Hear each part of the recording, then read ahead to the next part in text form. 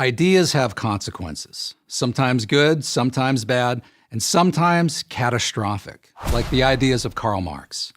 Born in Trier, Germany in 1818, Marx didn't invent communism, but it was on his ideas that Lenin and Stalin built the Soviet Union, Mao built communist China, and innumerable other tyrants, from the Kims in North Korea to the Castros in Cuba, built their communist regimes.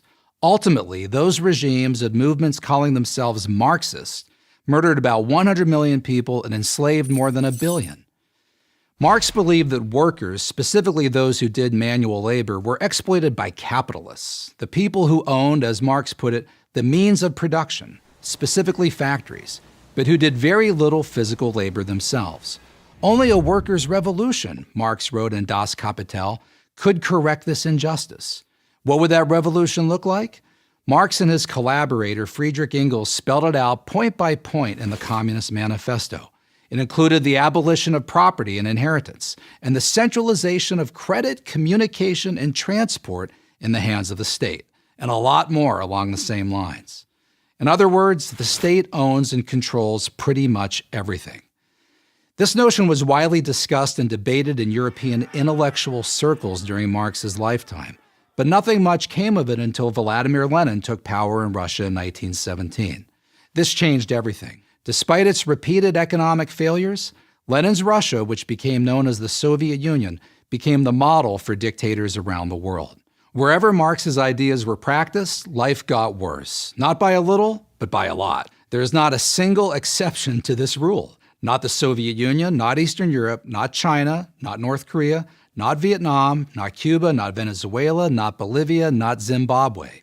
Wherever Marxism goes, economic collapse, terror, and famine follow. So, if cataclysmic failure, meaning terrible human suffering, is the inevitable legacy of Marxism, why do so many people, and now especially young people, defend it? The most common answer Marxism's advocates offer is that they, whoever they are, Lenin, Stalin, Chavez, never really practiced Marxism. They all somehow got it wrong. Marxism, we are told, is, at its essence, about sharing what we have, from each according to his ability to each according to his needs, as Marx put it. Maybe that sounds good to you, but what does it mean? Who determines ability? Who determines need? The answer is the state, the ruling elite. Under Marxism, that's who has all the power. That's why the truth is this. Marxist dictators like Lenin, Mao, and Pol Pot really did get Marxism right. They wanted absolute power, and Marxism gave them the way to get it. Karl Marx never had to face the consequences of his theories. He lived most of his adult life breathing the free air of London, England, living off the generosity of his collaborator and patron, Engels, who, as it happens, inherited his money from his wealthy merchant father. Marx spent his days in the reading room of the British Museum, researching and writing.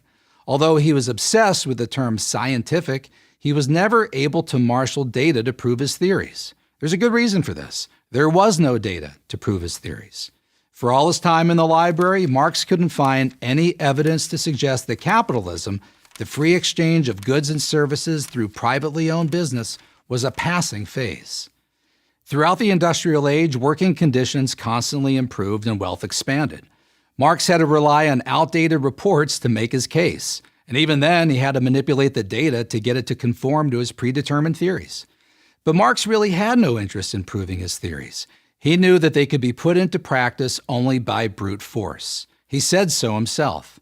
Of course, in the beginning, communism cannot be effected except by means of despotic inroads, he wrote.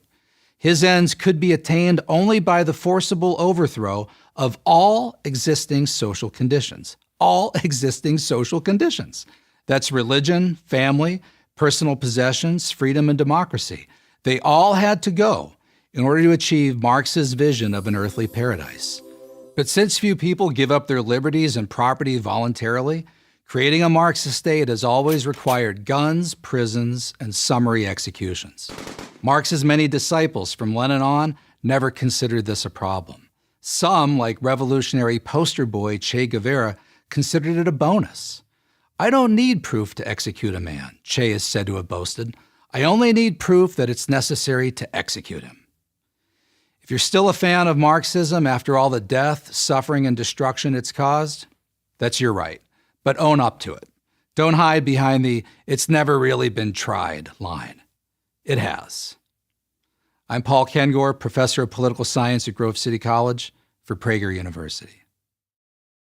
Thank you for watching this video. To help keep PragerU videos free, please consider making a tax-deductible donation.